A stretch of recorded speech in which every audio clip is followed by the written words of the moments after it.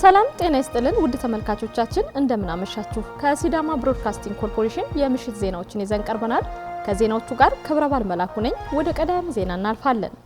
ጠቅላይ ሚኒስትር ዶክተር አብይ አህመድ ለ1501ኛው የነብዩ መሐመድ የመወለድ በዓል እንኳን አደረሳችሁ መልእክት አስተላለፉ። ጠቅላይ ሚኒስትሩ ባስተላለፉት መልእክት የነብዩ መወለድን ስናከብር ከህይወታቸው እየተማርን የተማርነውን ለሀገረ መንግስት ግንባታችን እየተጠቀምን እንዲሆን አደራላለሁ ብለዋል። ሙሉ ቀጠራ መልእክቱን እንደሚከተለው ታቀርበዋለች። የነብዩ መሐመድ ታሪክ ትውልድን ለበጎ ከሚቀርጹ ታሪኮች መካከል አንዱ ነው ያሉት ጠቅላይ ሚኒስትሩ የተጠሩበትን ዓላማ ማክበር፣ ለተጠሩበት ዓላማ ዋጋ መክፈል፣ የተጠሩበትን ለሌሎች ማካፈል፣ የተጠሩበትን አክብሮ መኖር እነዚህ ሁሉ ሺህ መጽሐፍት የሚወጣቸው ትምህርቶች ናቸው ብለዋል። ነብዩ የተጠሩበትን ዓላማ በሚገባ ስለተገነዘቡ አክብረው ኖረዋል። የተጠሩት ለተራና ርካሽ ነገር እንዳልሆነ ተገንዝበዋል። የተጠሩት ትውልድን ለመቅረጽና ታሪክን ለመቀየር መሆኑን አምነዋል። ያንንም በቃላቸው በስራቸውና በኑሯቸው አክብረውት ኖረዋል። ለታላቅ ሀገራዊ ዓላማ ተጠርተናል ብለን የምናምን ከሆነ ይህ የነብዩ ህይወት ታላቅ ትምህርት ይሆነናል። የተጠራንበትን ዓላማ በንግግራችን በስራችንና በህይወታችን እንግለጠው። ነብዩ ለተጠሩበት ዓላማ ዋጋ ከፍለዋል። ከቦታቸው ተሰደዋል። ምግብና መጠለያ ተነፍገዋል። ከቤተሰቦቻቸው ተለያይተዋል። ለሞት በሚያበቁ ፈተናዎች ውስጥ አልፈዋል። ጦርነት ተከፍቶባቸዋል። ነገር ግን ሁሉን በአላህ ኃይል አሸንፈዋል። ክብር ያለ መከራ አይገኝምና እውነተኛ ሰው ለዓላማው እንደ ነብዩ መሐመድ ዋጋ ይከፍላል። ዓላማው የሚያስገኘውን ክብርና ጥቅም ብቻ ሳይሆን ዓላማው የሚያስፈልገውን መስዋዕትነት ለመክፈል ዝግጁ ይሆናል። ነብዩ መሐመድ ከአላህ የደረሳቸውን መልእክት ለራሳቸው ብቻ አላስቀሩትም። የተጠሩበትን ለሌሎች ለማካፈል ተግተዋል። መጀመሪያ በጣት ለሚቆጠሩ ሰዎች፣ በኋላም ለቅርቡ ሱሐባዎች፣ በመጨረሻም ለዓለም መልእክቱን አዳርሰዋል። እሳቸው የዘሩት ዘር እያፈራና እየጎመራ ተጉዟል። ዓላማችንን እኛ ማወቃችንና ማመናችን ብቻ ጥቅም የለውም። ሌሎች እንዲያውቁና እንዲያምኑ ልክ እንደ ነብዩ ተግተን መድከም አለብን። የነብዩ መውሊድ ስናከብር ከህይወታችን እየተማርን የተማርነውንም ለሀገረ መንግስት ግንባታ እየተጠቀምን እንዲሆን አደራላለሁ። በድጋሚ መልካም የመውሊድ በዓል ይሁንልን ሲሉ ጠቅላይ ሚኒስትር ዶክተር አብይ አህመድ መልእክታቸውን አስተላልፈዋል። አፍሪካውያን በዓለም የጤና ስርዓት ሪፎርም ላይ በንቃት በመሳተፍ የጋራ አቋም መያዝ እንዳለባቸው የዓለም ጤና ድርጅት አስታወቀ። 76ኛው የዓለም ጤና ድርጅት የአፍሪካ ቀጠና ኮሚቴ ስብሰባ በአዲስ አበባ አድዋ ድል መታሰቢያ ላይ ተካሂዷል። ዘዳግም መኮንን ተጨማሪ አለው። ዛሬ በአፍሪካ መዲና አዲስ አበባ የአህጉራችንን የጤና መጻኢ ዕድል የሚወስንና የእያንዳንዱን ዜጋ የዕለት ተዕለት ህይወት በቀጥታ የሚነካ ታሪካዊ ጉባኤ የኢፌዴሪ ፕሬዝዳንት ታዬ አጽቀሥላሴ፣ የአፍሪካ ህብረት ኮሚሽን ሊቀመንበር መሐሙድ አሊ ዩሱፍ፣ የጤና ሚኒስትር ዶክተር መቅደስ ዳባ፣ የዓለም ጤና ድርጅት የአፍሪካ ቀጠና ዳይሬክተር መሐመድ ያኩብ ጃናቢ፣ የአፍሪካ ሀገራት የጤና ሚኒስትሮች፣ የቀጠናዊ ዓለም አቀፋዊ የጤና ተቋማት መሪዎች በተገኙበት ተከፍቷል። ከ47 በላይ ከአፍሪካ ሀገራት የተውጣጡ የጤና መሪዎችና ሚኒስትሮች በአካል ተሰብስበው የሚመክሩት ይህ 76ኛው የአፍሪካ ጤና ኮሚቴ ጉባኤ አህጉሪቱ በጤና ፖሊሲ ውሳኔዎች ራሷን ችላ እንድትቆም የሚያስችላትን አዲስ መንገድ የሚቀይስ ቁጥር 1 ታሪካዊ መድረክ እንደሚሆን ተገልጿል። የዓለም ጤና ድርጅት ዋና ዳይሬክተር ዶክተር ቴዎድሮስ አድሃኖም ስብሰባውን በተመለከተ በቪዲዮ ባስተላለፉት መልእክት እንዳሉት አፍሪካ የሚከሰቱ ወረርሽኞችን ለመከላከልና ለመቆጣጠር የሚወስዱት እርምጃ ተጨባጭ ውጤት እያመጣ ነው። የአፍሪካ በሽታን የመከላከልና የመቆጣጠር አቅም እያደገ መምጣቱን ገልጸው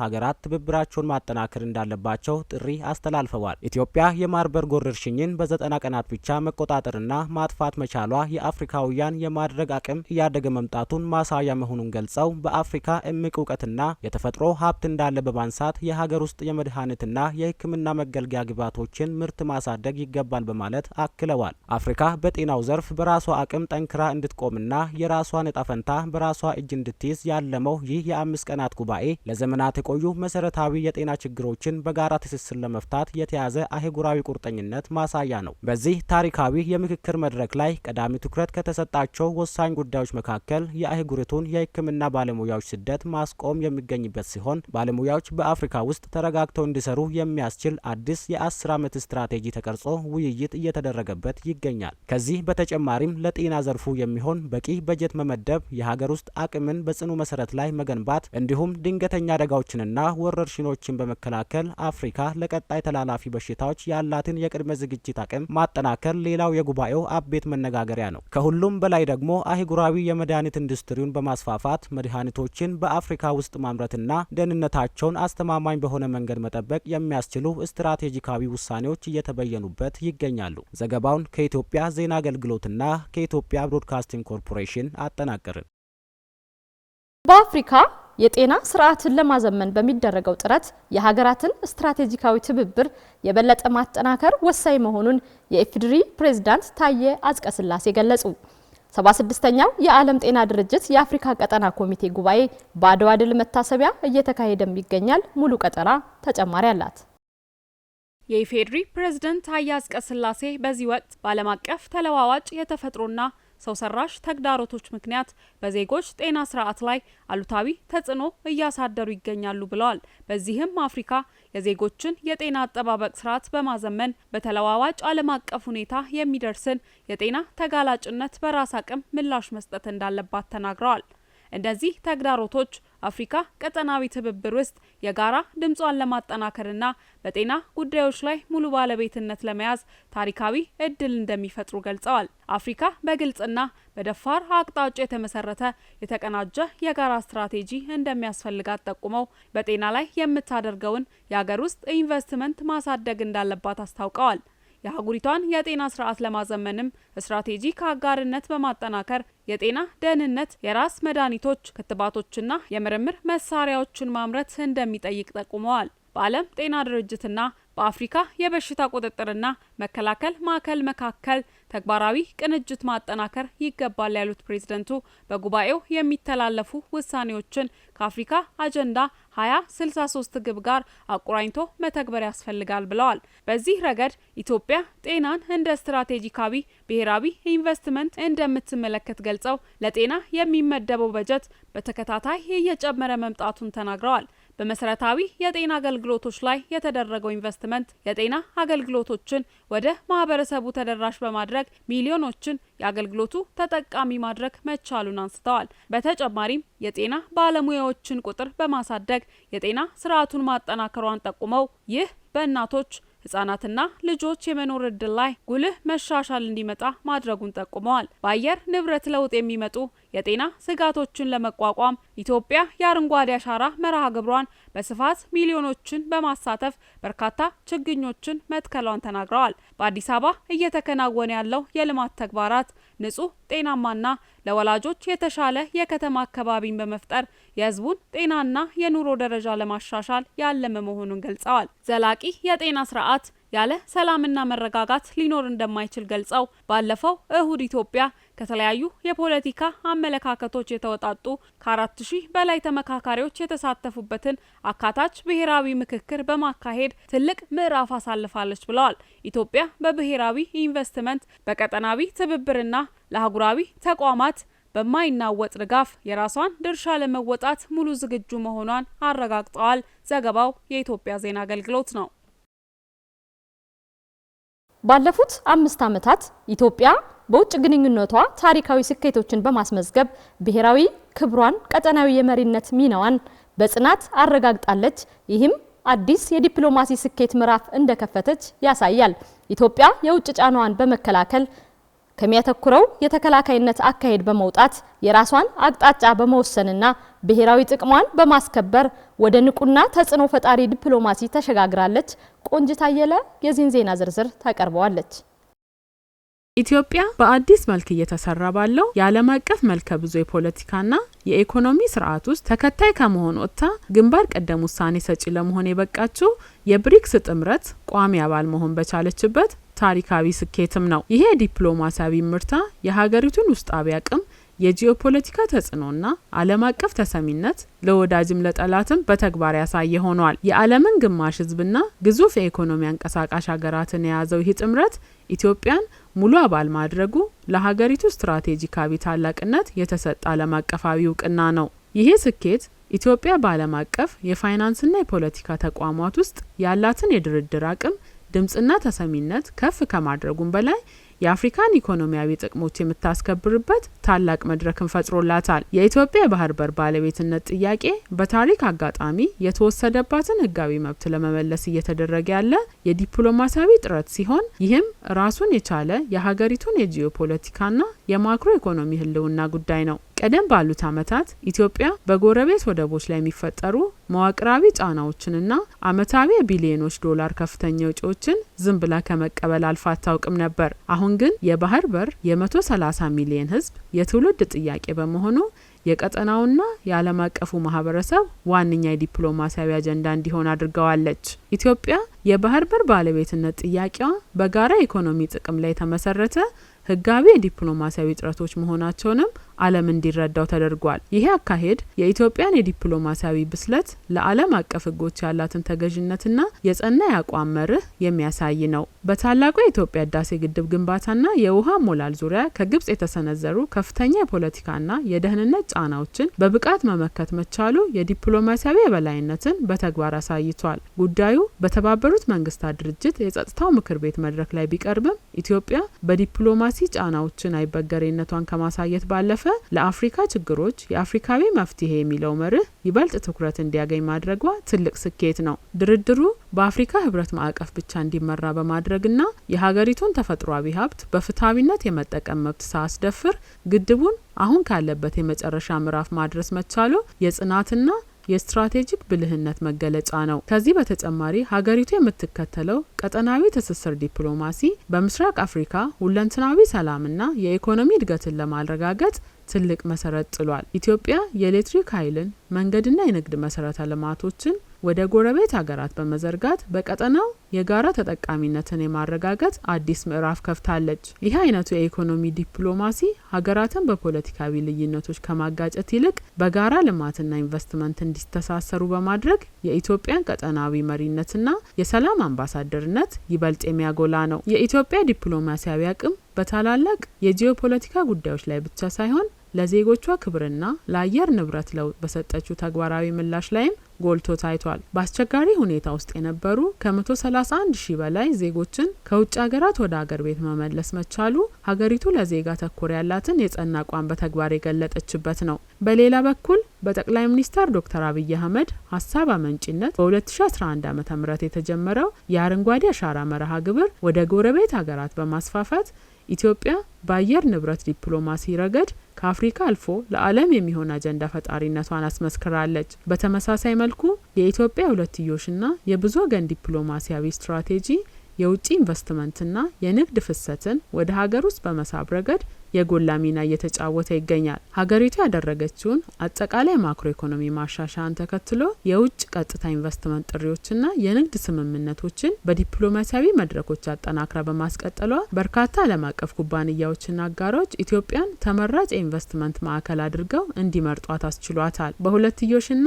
በባለብዙ ወገን ዲፕሎማሲ የተመዘገቡ ስኬቶች የሚያሳዩት የኢትዮጵያ የውጭ ፖሊሲ ያሳየው መዋቅራዊ እድገት ነው። ሀገሪቱ አሁን ላይ የያዘችው የዲፕሎማሲያዊ ከፍታ ስጋትን የመከላከልና የመመከት ውጤት ሳይሆን የልማት የቀጠናዊ ትስስርና የስትራቴጂካዊ መሪነት መግለጫ ነው። በጋራ ተጠቃሚነትና በህጋዊ ማዕቀፎች ላይ የተመሰረተ የስትራቴጂካዊ መንገድም ኢትዮጵያ በዓለም አቀፉ የጂኦፖለቲካ መድረክ ላይ ያላትን ተጽዕኖና አቅም ያጠናከረ ሆኗል። ዘገባው የኢትዮጵያ ዜና አገልግሎት ነው። የስራ ባህላችን ተቀይሯል፣ የተጀመሩ ፕሮጀክቶችን ማጠናቀቅ እንደሚቻል በተግባር አሳይተናል ሲሉ የሐዋሳ ከተማ ከንቲባ አቶ ጥራቱ በየነ ገለጹ። የሐዋሳ ከተማ አስተዳደር መሰረተ ልማት መምሪያ የ2018 የበጀት ዓመት ማጠቃለያና የ2019 ዓመት በጀት ዓመት እቅድ ላይ ከባለድርሻ አካላት ጋር ምክክር አካሂዷል። ጽዮን ዮናስ ዝርዝር አላት።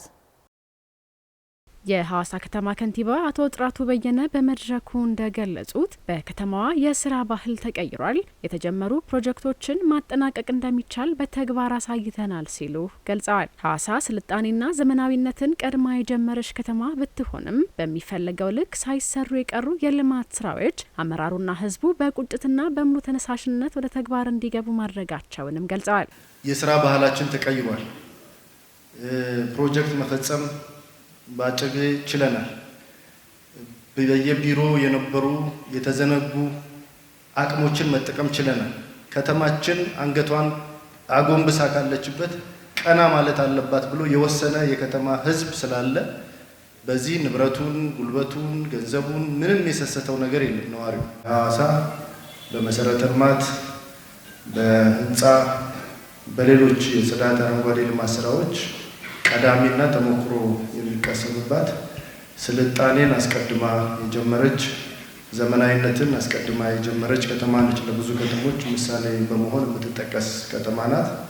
ይህንን እድገቷን ጠብቃ በየዓመቱ የተሻለ አፈጻጸምና ግንባር ቀደምነቷን አስቀጥላ ለመሄድ የገጠሟት ፈተናዎች ነበሩ። ባለፉት ዓመታት ውስጥ 2018 የከተማ አስተዳደሩ ክልል እንደዚሁም ደግሞ በየደረጃው ያለው የህብረተሰብ ክፍላችን በተለይ የከተማችን ነዋሪዎች በጋራ በመሆን ቁጭት ውስጥ በመግባት ሐዋሳን ለመቀየር ሐዋሳ ዳግም የከተሞች ቁንጮ እንድትሆን ሌሎች ከተሞች ተሞክሮ የሚወስዱባት ከተማ እንድትሆን በጋራ ሰርተናል።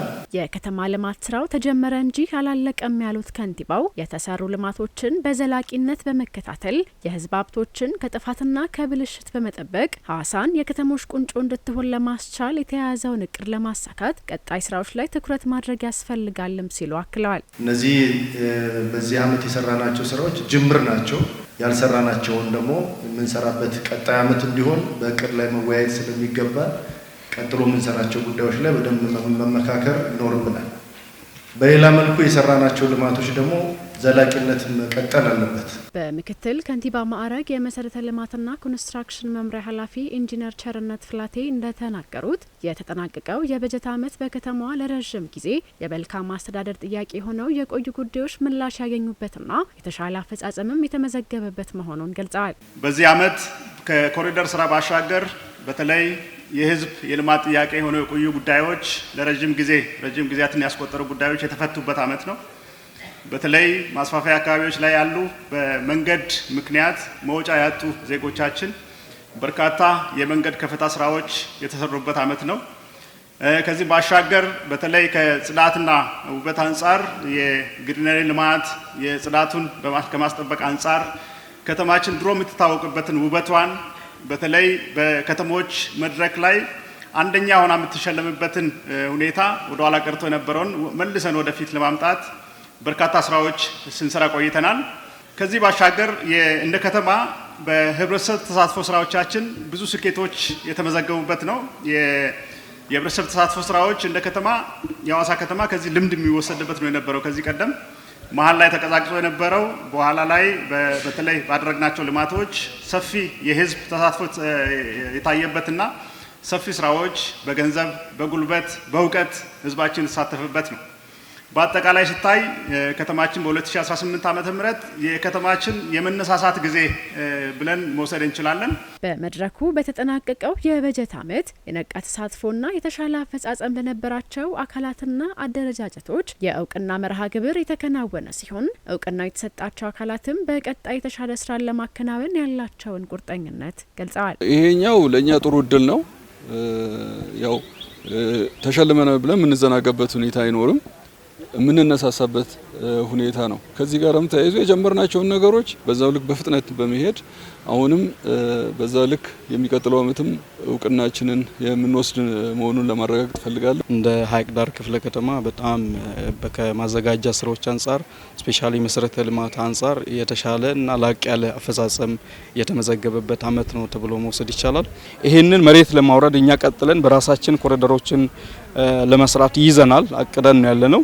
እነዚህን በውጤታማነት በመበረታታትና ተነሳሽነትን ጨምረን እንድንሰራ በጣም ጠቃሚ ነው ብዬ አስባለሁ።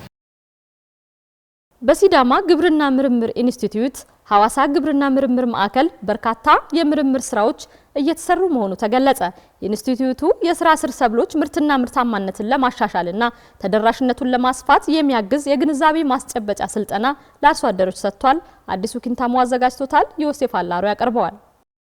የሲዳማ ግብርና ምርምር ኢንስቲትዩት ሐዋሳ ግብርና ምርምር ማዕከል ከ100 በላይ የሚሆኑ የምርምር ስራዎችን እየሰራ መሆኑን የገለጹት የኢንስቲትዩቱ ዋና ዳይሬክተር ዶክተር ዘኑኔ ማታው በአሁኑ ጊዜ ለካሳባ ልዩ ትኩረት ተሰጥቶ ወደ አርሶ አደሮች የማስፋፋት ስራ እየተሰራ መሆኑን አንስተዋል። በሰብል ምርምር የስራ ሂደቶች ከ100 በላይ ምርምር ስራዎች እየተሰሩ ይገኛሉ።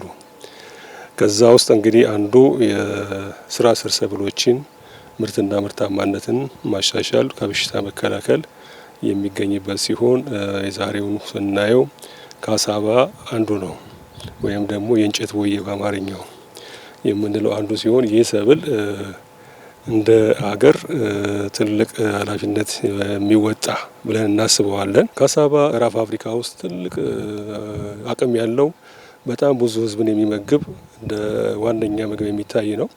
እኛም ውስጥ እንግዲህ ወደ ወላይታ ስንሄድ ወደ ጎፋ ስንሄድ ይህን ሰብል በሰፊው የተመረተ ለገበያም እየዋለ የሚገኝበት ሁኔታ ያለው እንደ ክልላችን ነባራዊ ሁኔታ በደንብ አልተስፋፋም። እኛ እንግዲህ እንደ ሀገራዊ ፕሮግራም ነን።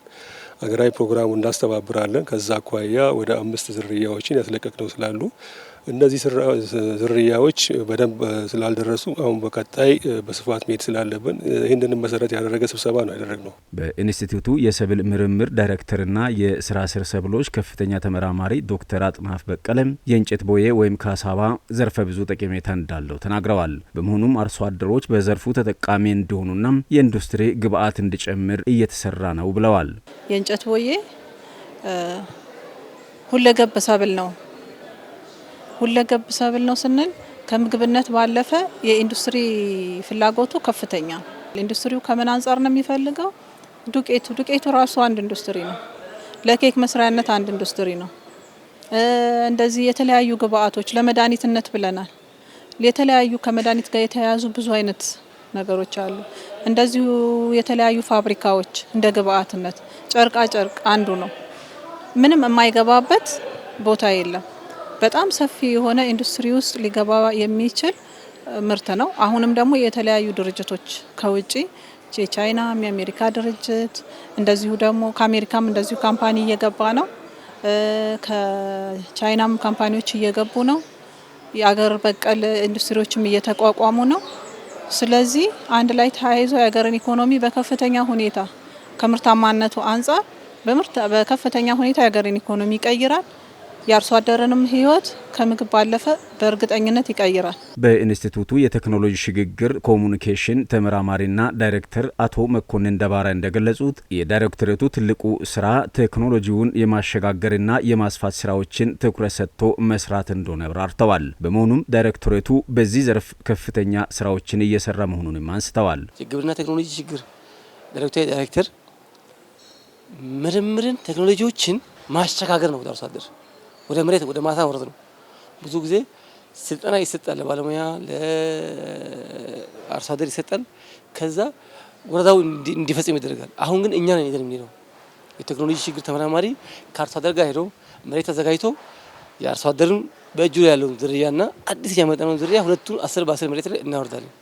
አሁን ለዛ የተመረጡ 40 አርሶ አደሮች ናቸው በብላቴ ዙሪያ ወረዳና በዳረቃ ባዶ ወረዳ። ከዛ በኋላ እኛ የምናደርገው ምንድነው? እዛ ጋር ምርምሩን የሚገመግመው አርሶ አደሩ ነው። የትኛው ነው የሚሻለው?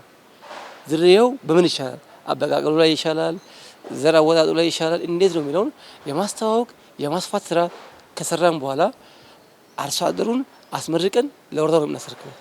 ከዛ በኋላ እኛ ውሱን ቦታ ስለምንደርስ ቀጣይ ሂደቶች የሚከታተለው ወረዳው ነው። የእንጨት ቦዬን እንዲያመርቱ የግንዛቤ ማስጨበጫ ስልጠና የተሰጣቸው አርሶ አደሮች በበኩላቸው ከተመራማሪዎች ያገኙት ስልጠና ገንቢ መሆኑንና ቀድሞ ወደ ሙከራ ስራ የገቡት አጠናክረው ወደ ማስፋት ሂደት እንደሚሸጋገሩም ተናግረዋል። ሐቆ ቦዬን ነው ከቀደሻ ሎጌሻ ሲናድነው አልቤ ያነራ ሐቆ ቦዬቴነ ቀላል አስናጉረም ጠሮራንጋ ወላቱ ጎበራ ያዳኖና ያው ብላተ ጋንጋዊ ወላቱ ዳረዱ ሚቴ ነው ሞዳፍራ ጠቀምኔ መንሰብ ያድነ የእንጨት ቦዬ ወይም ካሳቫን በሚመለከት የተሰጠን ስልጠና በሚገባ ወስደናል። ከዚህ በፊት ይህን ተክል ቀለል አድርገን ነበር የተመለከትነው። ይህ ተክል በብዛት ወደ ወላይታ አካባቢ ነው የሚገኘው። ብላቴ ዙሪያ ወረዳ ከወላይታ ህዝብ ጋር አብረን ስላለን ከነርሱ ተቀብለን እንጠቀማለን። ድግስ ሲኖር ለእንጀራ የሚሆን ጤፍ ስናስፈጭ በዲምቱ ከተማ የእንጨት ቦዬን ከነርሱ ገዝተን አቀላቅለን እናስፈጫለን።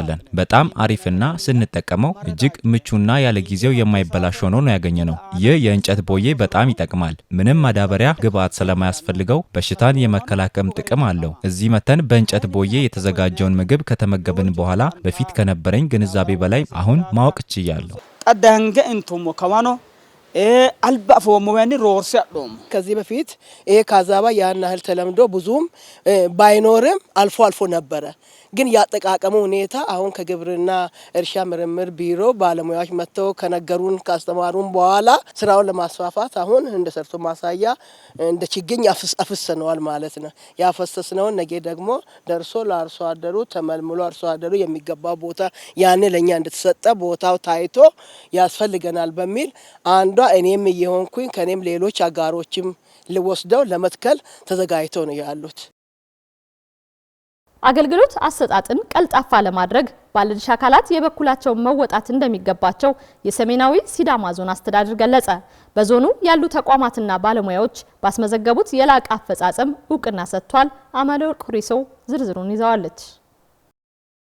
በሰሜናዊ ሲዳማ ዞን የሚገኙ ተቋማትና ባለሙያዎች የህዝቡን አገልግሎት አሰጣጥ ቀልጣፋ ለማድረግ በልዩ ትኩረት መሰራቱን ያነሱት የዞኑ አስተዳዳሪ አቶ ጻዲቁ በጢሶ ከጊዜ ወደ ጊዜ የመጡ ለውጦችን በቀጣይ ለማስቀጠል መስራት ይገባል ብለዋል። የአገልግሎት አሰጣጣችን ሂደት ምን ይመስላል፣ ያሳለፍንበት አመት ላይ ጠንካራ ጎን ምንድነው፣ ደካማ ጎናችን ምንድነው የሚለውን በዝርዝር ለመገምገም ሞክረናልና እንደ አጠቃላይ የአገልግሎት አሰጣጥ ከጊዜ ወደ ጊዜ እየተሻሻለ የመጣበት ሂደት ነው የገመገም ነው።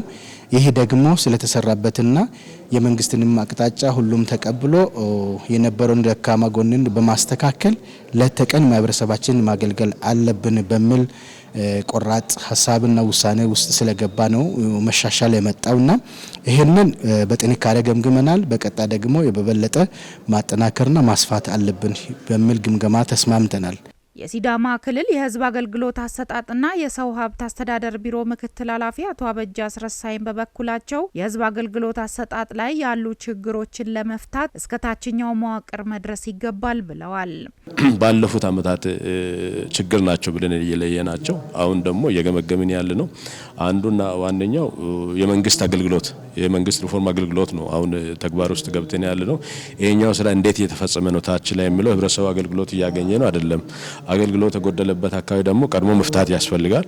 ይሄንን ደግሞ እንዴት አድርገን እንፍታ የሚለው አንድ መግባባትን መፍጠር ያስፈልጋል። ስለዚህ ለዚህ ለመግባባት ደግሞ የሞነን ነገር ሰነድ ተዘጋጅቷል። በዛ ሰነድ ላይ ውይይት አድርገናል። ችግሮችንም ለየተናል ብለን ነው ምናምነው። በየደረጃው ያለው እርምጃ የወሰድን ይሄ እንዲታረም ማድረጉ ነው ዋና የዛሬው ዓላማ። ለቀጣዩ ለ2019 ደግሞ ከዚህ ጉድለት ምን ተባል ቀጥለን ደግሞ አርመን በ19 ደግሞ ህዝባችን እንዴት አድርገን መካስ እንችላለን የሚለው ከባለሙያም ከአመራሩም ጋር መግባባትን መፍጠር ስለሚያስፈልግ ለህዝባችን ቀጥለን ለምንሰጠው አገልግሎት ለዛ ነው ውይይቱ የሚያስፈልገው። በዞኑ የሰላምና መልካም አስተዳደር መምሪያ ኃላፊ አቶ በዛብህ ባሪሶ የህዝብ አገልግሎትን በማሳለጥ በቀጣይም የታዩ ክፍተቶችን ለመምላት እየሰሩ መሆኑን ተናግረዋል። ለተገልጋይ የተቆረጠ ቀን አለ። ከዚህ በፊት ማክሰኞና ሐሙስ ያ ቀን የተገልጋዮች ቀን ተብሎ እንደ ባህል ተይዞ ኃላፊዎችም ቁጭ ብሎ አገልጋዮችን እንዲያገለግሉ፣ ሌላ ደግሞ በውጭና ውስጥ የሚሰሩ ተግባራት ጉድለት ያሉበት ቦታዎች ፈጣን ምላሽ ከመስጠት አንጻር ጉድለት እንዳይኖር ስልጠና እየሰጠን የቆየንበት ሁኔታ አለ። እኛ በዞኑ የሰጠነው ስልጠና እስከ ታች ድረስ በተዋረድ በንቅናቄ መልኩ እየተሰራ የቆዩበት ሁኔታ አለ። ጥሩ ሂደትም ቢኖር አልፎ አልፎ ያሉ ክፍተቶች መስተካከል አለባቸው። በየሩቡ ግብረ መልስ እየሰጠን እየሰራን የመጣንበት ሁኔታ አለ።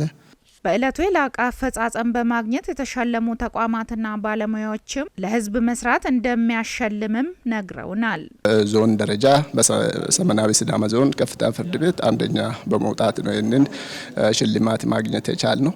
ይህንን ያየነው ለህዝብ ማገልገል እንደሚያሸልም ያሸልማል በሚለው መሪም ይዘን ነው። እኛም እንደ ፍርድ ቤቶቻችን በ2022 የፍርድ ቤቶች ለተገልጋዮች የሚሰጡት እርካታ በደንብ የላቀ ቦታ እንዲደርስና ታማኝነት ያለበት 2022 ላይ እንደርሳለን ብለን ራዕይ ይዘን ነው እየሰራን ያለ ነው። ባለፈው አመት በበጀቱ አመቱ የተሻለ ስራ ሰርታችኋል በሚባል እኛም ሰርተናል። በተወሰነው ለህዝባችን አገልግሎት ሰጥተናል በሚለው ነው ዛሬ ይሄንን ሽልማት ልናገኝ የቻልነውና ከሲዳማ ብሮድካስቲንግ ኮርፖሬሽን ለምሽት ያዘጋጀንላችሁ ዜናዎች እኒህን ይመስሉ ነበር። ዜናዎችን እየመራው እኔ ክብረባል መላኩ አብሬያችሁ ቆየው። ከቀሪ የቴሌቪዥን ፕሮግራሞች ጋር መልካም ቆይታ።